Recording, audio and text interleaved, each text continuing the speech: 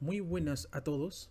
En esta oportunidad venimos a traerles, mi grupo y yo, un tema de interés en la perspectiva de los regímenes tributarios como son la renta de primera y segunda categoría, mayormente conocidos como rentas de capital. A través de un informe académico, ¿no? Mi nombre es Luis Pampa y como venía diciéndoles, represento al grupo número uno y junto a mis compañeros vamos a ir explicando de qué manera o qué trata las rentas de primera y segunda categoría. La presentación de este trabajo llega gracias a la Universidad Autónoma del Perú, ya que formar parte de esta casa de estudios nos ha permitido traerles a ustedes el día de hoy lo que vamos a hablar respecto a las rentas de primera y segunda categoría. Somos de la Facultad de Ciencias de Gestión, Escuela Profesional de Contabilidad y en esta oportunidad, ¿no? El curso que hace posible esta explicación es gracias al curso llamado Estudio Contable de los Tributos 2 NIC y NIF. Como iba comentándoles, no vengo solo en esta oportunidad, ¿no? Yo conformo el grupo número uno de la mano de mis compañeros Luis Isusquiza, Luis Ochoa, Carlos Malásquez y Diana Oblitas para el curso de estudio contable a cargo del docente y también considerado por parte de nosotros nuestro mentor, el profesor Richard Jesús Brown Jara. Hablar de rentas de capital es hablar en primera de quién es el ente que recoge, ¿no? O recauda los impuestos, ¿no? Aquí en territorio nacional, ¿no? En el Perú. Eh, Creo que por todos, o los que manejamos la parte contable, o los que estamos estudiando, como los presentes el día de hoy, eh, sabemos de que el ente recaudador es la SUNAT, ¿no? Asimismo, vemos de que una de las formas en las cuales va a recaudar los tributos es mediante los impuestos, ¿no? Como son el IGB, el impuesto a la renta y demás impuestos, ¿no? Que involucran con al momento de adquirir un servicio, ¿no? O consumir un bien o un servicio, ¿no? Para este punto en donde tenemos que hablar de las rentas de primera y segunda categoría, conocidos como rentas de capital, ¿no? Tenemos que situarnos en dónde se encuentra y para ello, ¿no? Recurrimos a un estudio de recaudación, ¿no? Mediante una nota de prensa lanzada por precisamente la misma página de SUNAT, en donde ha habido un informe de todos los ingresos recaudados, ¿no? Entre IGB, renta, impuestos selectivos al consumo, ¿no? Y entre otros, ¿no? Para fines de este informe nos hemos centrado en la data que recauda la SUNAT de la recaudación por el año 2023. Es en ese sentido de que para efectos de renta tenemos de que ha recaudado en promedio un 48% del total de los ingresos, ¿no? Recaudados. Y si vamos a adentrarnos en lo que es impuesto a la renta, ya propiamente para hablar de la renta de primera y segunda categoría, ¿no? De esa recaudación que representa el total de rentas, ¿no? Un 48%, solo 1.2%, ¿no? Corresponde a la recaudación por renta de primera categoría y 5.2% corresponde a renta de segunda categoría. Esto se traduce en 736.1 millones, ¿no? Por ingresos de renta de primera, ¿no? A finales de 2023 y asimismo para renta de segunda una recaudación al final del año de 3.244.1 millones de soles.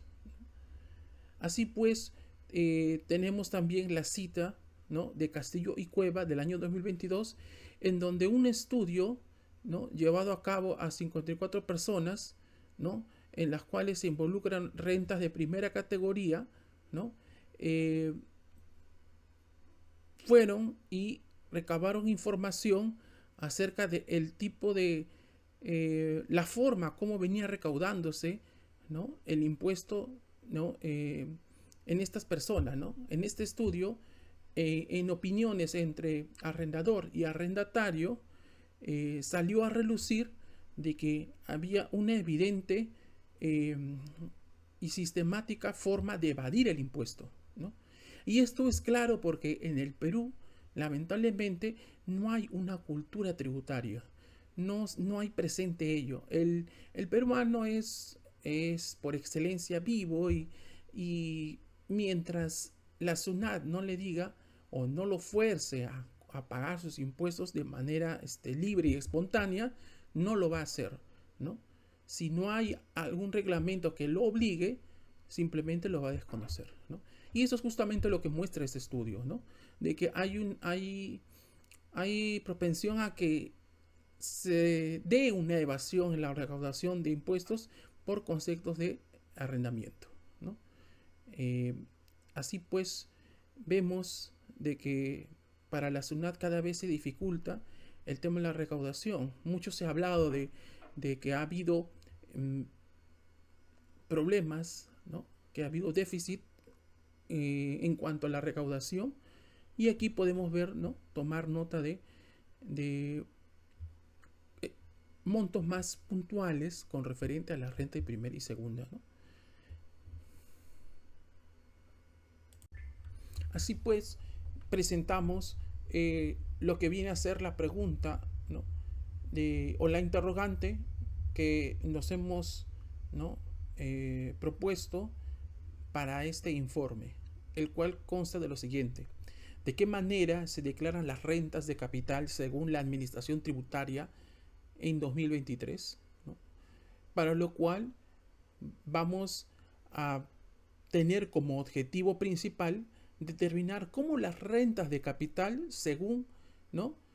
Cómo declarar las rentas de capital, perdón, según la administración tributaria. Para esto vamos a hablar de casos puntuales, ¿no? En donde se ha visto la necesidad de determinar el impuesto a la renta, ¿no? Con casos prácticos y con pronunciamientos del Tribunal Fiscal. Así pues, como un aspecto general para entender qué grava eh, la renta de primera categoría, tenemos de que va a gravar ingresos por parte de las personas naturales, sucesiones indivisas o sociedades conyugales, ¿no? En donde se realicen las actividades de arrendamiento de predios, subarrendamiento de predios, valor de mejoras y cesión de bienes muebles y derechos. Esto lo podemos encontrar en el artículo 23 del TUO de la Ley del Impuesto a la Renta. Buenos días, profesor compañero, continuando con la exposición, ¿no? Vemos la renta de primera o tercera categoría. El artículo 23 de la Ley del Impuesto a la Renta nos menciona que el arrendamiento genera una renta donde predomina el capital, quiere decir renta de primera categoría, ¿no? Renta de capital. Es por ello que es una renta, ¿no? Basada en la primera categoría. Tenemos nuestro RTF, ¿no? Resolución del Tribunal Fiscal 015496 de la Sala 10 en el año 2011, donde nos indica que la fuente de ingreso es el capital. Por ende, no importa la cantidad de inmuebles que pueda tener una persona para que califique como renta de primera categoría, ya que los ingresos son rentas por el arrendamiento, entonces son rentas de capital. Entonces, si yo tengo 10, 20, hasta 30 o N inmuebles, siempre va a ser renta de primera categoría, según nos refiere esta RTF, ¿no? Bueno, ahora veamos, después de lo mencionado en nuestra RTF, ¿no? Vamos a ver nuestro caso práctico basado en ello. Renta de primera categoría, arrendamiento de inmuebles. El señor Marcos Romero es propietario de 12 inmuebles y desea saber cuánto debe de pagar por el impuesto a la renta y si es que debe de presentar una declaración jurada anual. Datos a considerar. Los primeros 5 inmuebles pertenecen al departamento Independientes, ¿no? Que alquila a 5 inquilinos, ¿no? Respectivamente. El monto del alquiler pactado es 1.200 mensuales más 250 por concepto de agua, luz e internet. El valor del autovalú es de 100.000 soles. Los siguientes 4 inmuebles, ¿no? Situados en otro distrito, también pertenecen al departamento, los cuales los alquila, ¿no? También a inquilinos independientes durante el año 2023. El monto del alquiler pactado para cada departamento, 1.000 soles mensuales más 150 por concepto de agua y luz. El valor del autovalú, 90.000 soles. Los dos últimos inmuebles son casas, ¿no? Que los ha cedido gratuitamente a sus dos hermanos. El valor de este autovalú de cada inmueble es 80.000. Vemos el paso 1, determinación de los pagos mensuales, ¿no? Los primeros 5 inmuebles, se calcula el 5% del monto que recibe mensualmente por concepto de alquiler y servicio de agua, ¿no? Vemos la fórmula 1.200 del monto del alquiler mensual más el concepto de agua, luz, internet, 250. Le multiplicamos el 5%, 72.50 cada uno. Esto por 5 inmuebles, porque no, 72.50 es un inmueble, pero como son 5 inmuebles, multiplicamos por 5, que nos da un monto de 362.50 mensual. Ahora, por los otros 4 inmuebles, tenemos que se calcule el 5% del monto que recibe mensualmente por concepto de alquiler y los servicios de agua y luz. Igual, 1.000 soles más 150 de internet y luz, por el 5% sale 57.50 por un inmueble. Como son 4 inmuebles, lo multiplicamos por 4, 230 mensual. Para los dos últimos inmuebles, como ha cedido gratuitamente a sus hermanos, entonces no existe obligación de realizar pagos mensuales. Ahora, el señor Romero, ¿no? Debe de realizar pago mensual de 592.50 por los 9 inmuebles, ¿no? Alquilados. Bien, paso número 2, vemos la determinación del pago anual, ¿no? Vemos el total de ingresos en el año, los primeros 5 inmuebles, ¿no? Calculamos el monto anual cobrado por los alquileres de los 5 inmuebles, 1.200 soles más 250, lo multiplicamos por 12, que el año, nos sale 17.400 por cada inmueble. Ahora, como son 5 inmuebles, lo multiplicamos por 5 y al año nos sale 87.000 por los primeros 5. Ahora, los segundos 4 inmuebles, le calculamos también igualito, 1.000 soles más 150 de agua y luz, por 12 meses nos sale 13.800 cada inmueble. Como son 4 inmuebles, lo multiplicamos por 4, nos da 55.200 soles al año. Los dos últimos inmuebles, como se ha cedido gratuitamente, se debe determinar una renta ficta, que es equivalente al 6% del autovalú, que son 80.000 soles cada autovalú. Entonces, como son dos inmuebles, lo multiplicamos por 2 y le sacamos el 6%, que nos da 9.600 por los dos inmuebles. Luego hallamos una renta presunta, ¿no? Del 6% del autovalú para calcular cuál es el importe mayor, la renta presunta o el cálculo de los alquileres, ¿no? Mensual, que es el total de ingreso anual.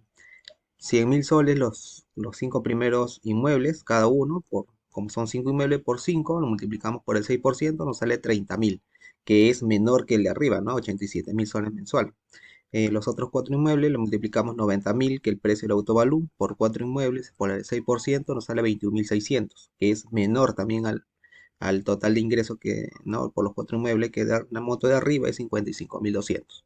Para los dos inmuebles cedidos gratuitamente no hay renta presunta.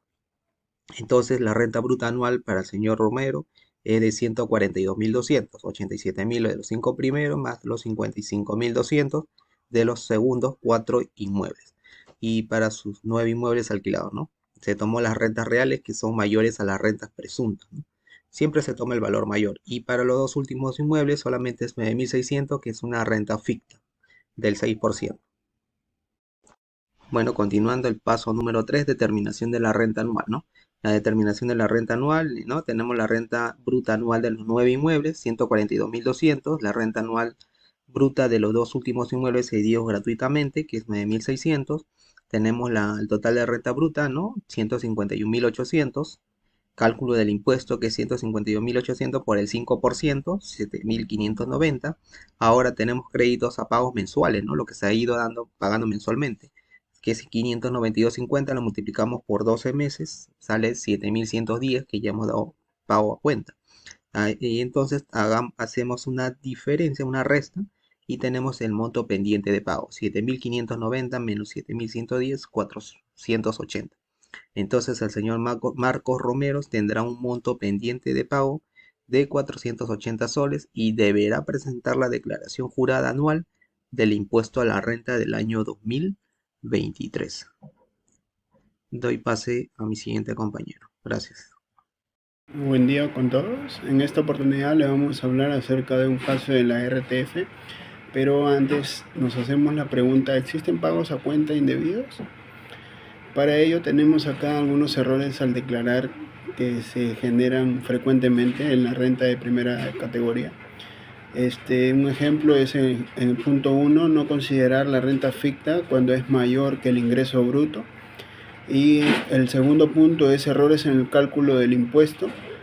Para ello tenemos un caso en la RTF, el número 02238-8-2015, en base a la ley al impuesto a la renta. En el artículo 78 nos informa que los contribuyentes deberán informar a la SUNAT dentro de los 12 días del mes siguiente en la percepción de la renta. En esta RTF enfoca el caso de un contribuyente el cual se da la sorpresa de que la SUNAT le está cobrando algo que supuestamente él ya pagó. Por ende, la SUNAT le genera una multa y el señor no se había percatado de que habían errores en su declaración, sea por el monto no considerado mayor, por ejemplo en la recta ficta, o errores en los cálculos del impuesto, o incluso quizás algún receptor, que es el retenedor, no está considerado como retenedor, no está clasificado. Por eso quizás también se puede hacer la multa, ¿no?, que genera mora.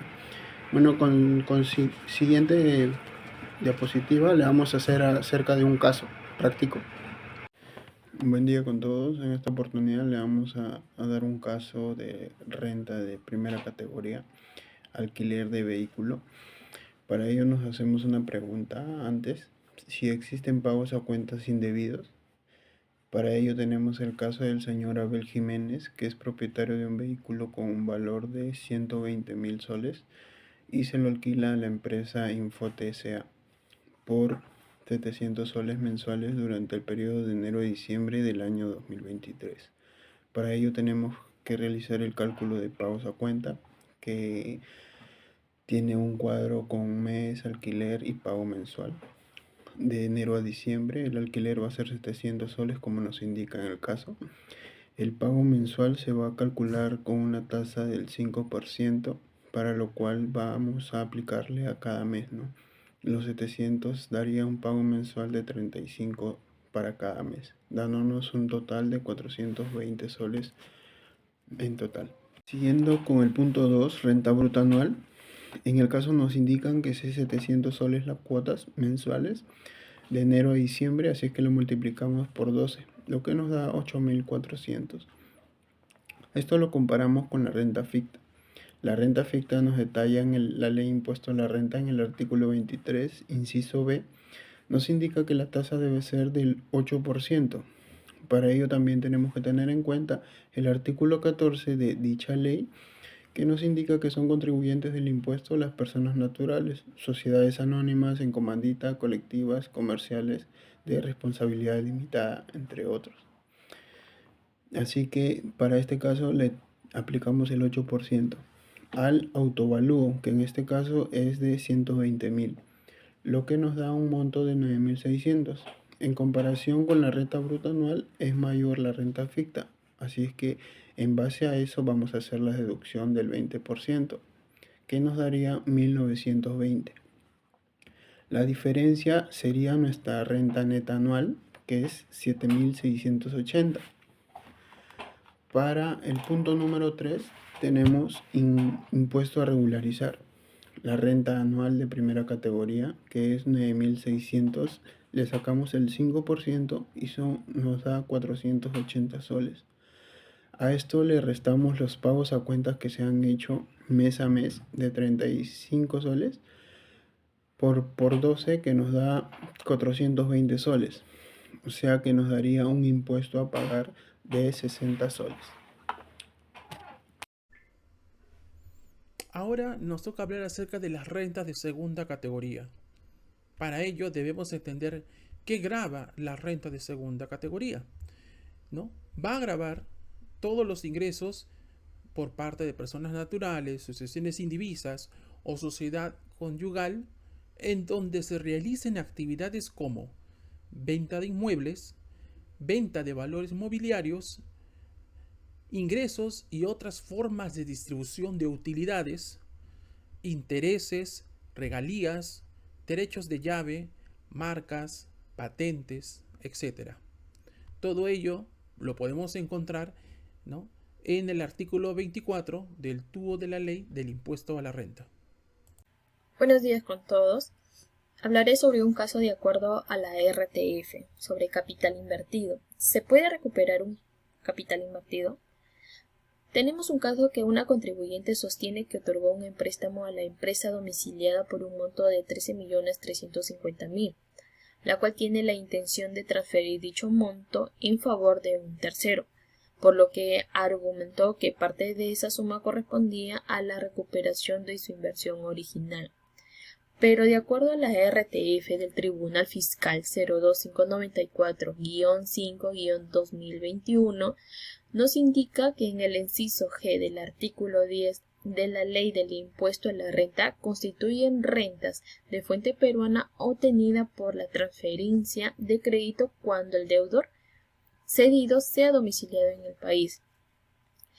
Asimismo, nos indica que en la resolución 08246-8-201, el tribunal verificó si el contribuyente proporcionó suficiente documentación y evidencia que demostrara cuál fue la original del capital, por lo que la contribuyente solicitó una certificación para demostrar dicho monto, la cual presentó pagarés, voucher, transferencia, donde se registre el préstamo recibido, ¿no?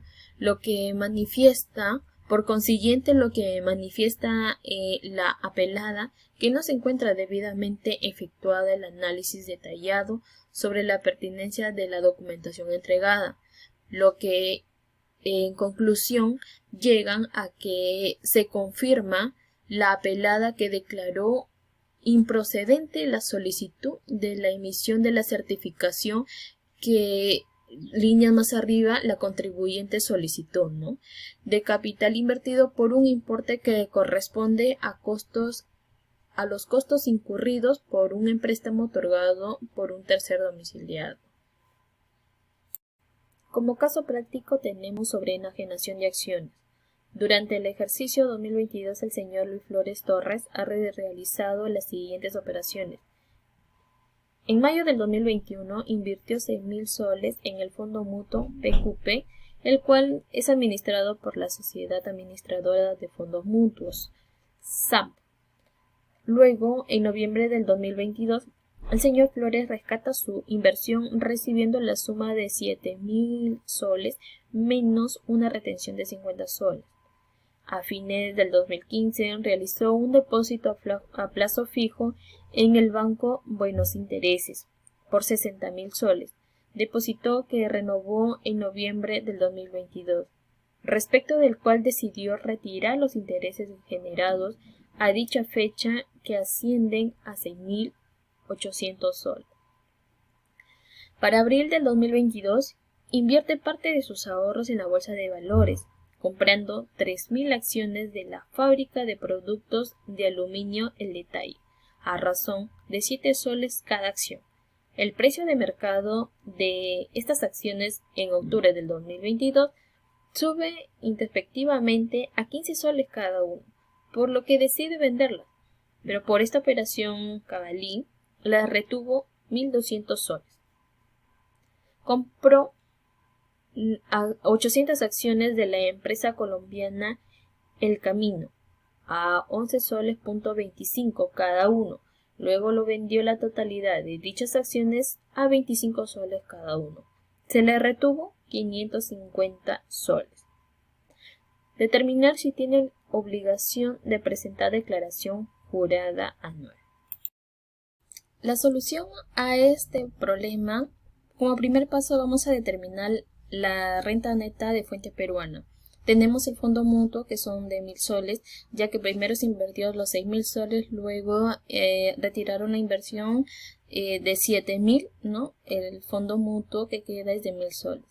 En la bolsa de valores de Lima, acciones El Detalle, tenemos de 24.000 soles.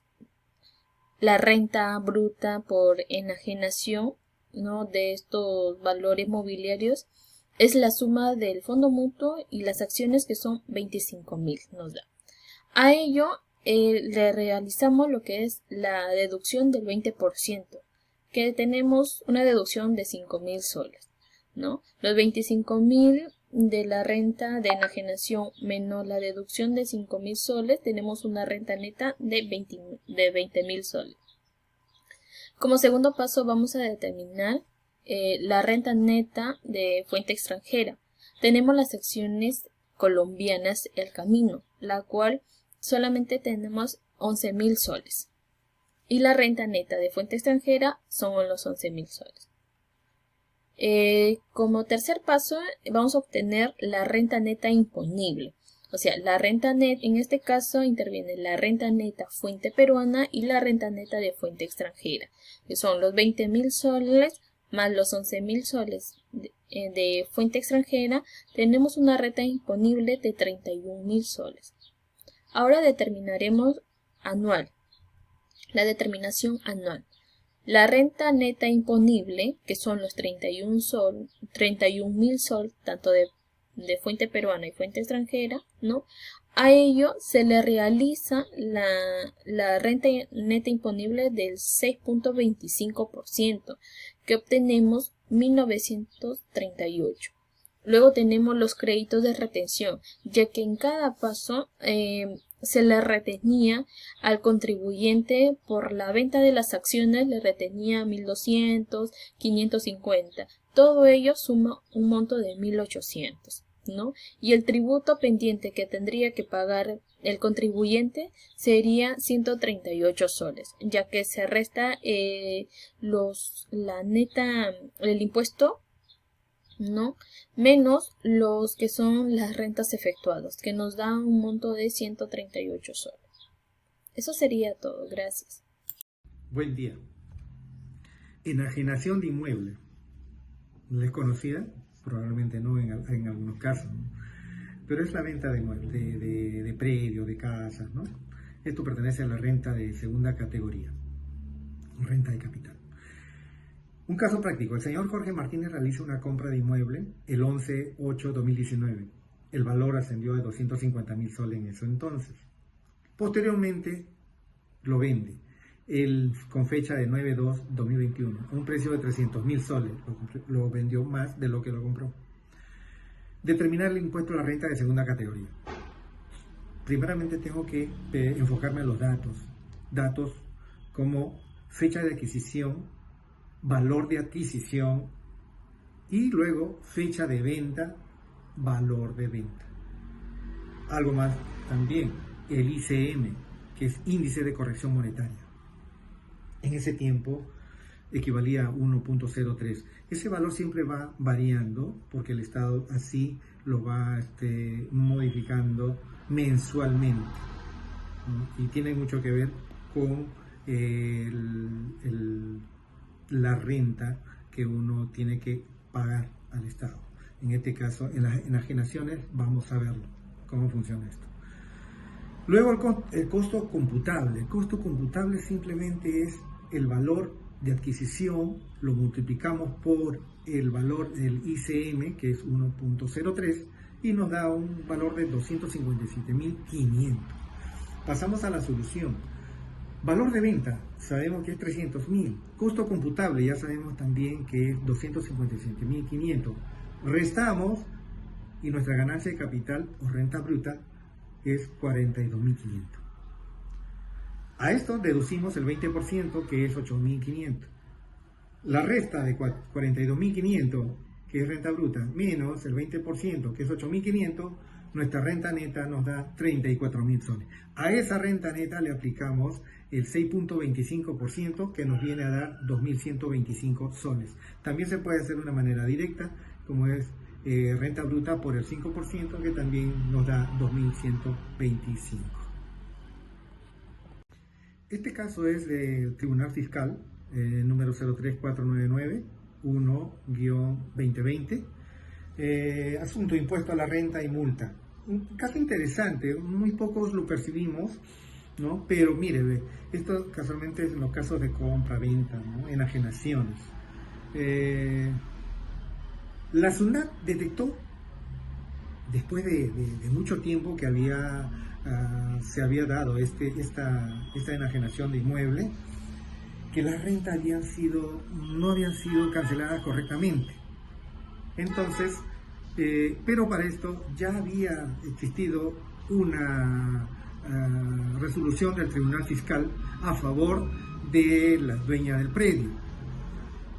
La SUNAT, al detectar que no había sido correctamente cancelada la renta, y fue porque por una mala tasación, no era adecuado la tasación que le aplicaron y la renta no fue lo que correspondía.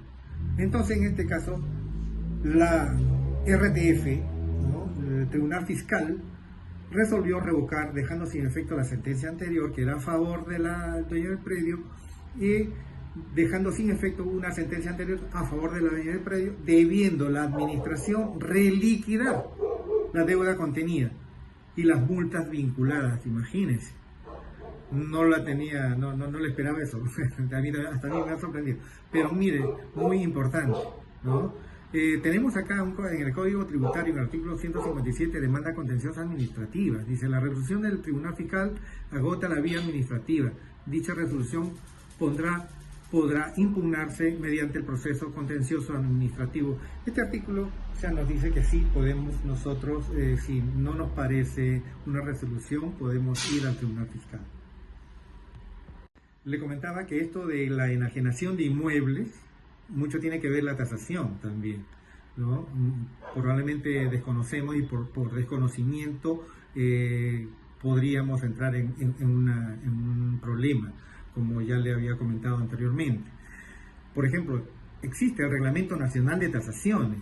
En el artículo 1 dice: el Reglamento Nacional de Tasaciones tiene por objeto establecer criterios, métodos y procedimientos técnicos normativos para la tasación de bienes inmuebles, muebles e intangibles.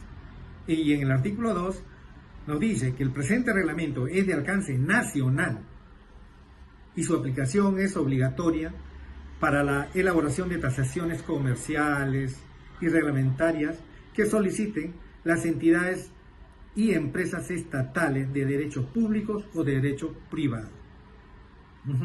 A tomar en cuenta entonces el Reglamento Nacional de Tasaciones. Muchas gracias. Pues bien, hemos hablado de renta de primera categoría, renta de segunda categoría, RTF, Tribunal Fiscal, los casos prácticos, esperando que sea de utilidad. En este caso, ya para concluir, ¿no? Tenemos dos conclusiones: renta de primera categoría. En síntesis, según el RTF 01-5496-10-2011, el arrendamiento de inmuebles constituye renta de primera categoría, dado que proviene de fuente de ingreso de capital. Eso por un lado. Ahora, renta de segunda categoría. Conclusión. En síntesis, una mala tasación al momento de vender un inmueble puede traer consecuencias si la SUNAT detecta esta irregularidad, ocasionando sanciones, multas e intereses. Y bien, muchas gracias. Conclusiones tiene las recomendaciones. En este caso, la recomendación que le haríamos: renta de primera categoría. Se recomienda a las personas estar actualizadas en cuanto a la normativa tributaria. Era, sí, muy necesario, con el fin de realizar un correcto y justo pago de nuestros impuestos. Y en lo que es la recomendación para renta de segunda categoría, para evitar futuros errores en una tasación. Muy bueno, interesante. Se debe conocer las normas tributarias, recurrir a un tasador calificado, a fin de no tener contingencias. Y así llegamos al final de nuestra exposición. Espero que les haya gustado. Muchas gracias. Unas palabritas, que los conocimientos aprendidos perduren y nos acompañen en el ejercicio de nuestra profesión. Muchas gracias.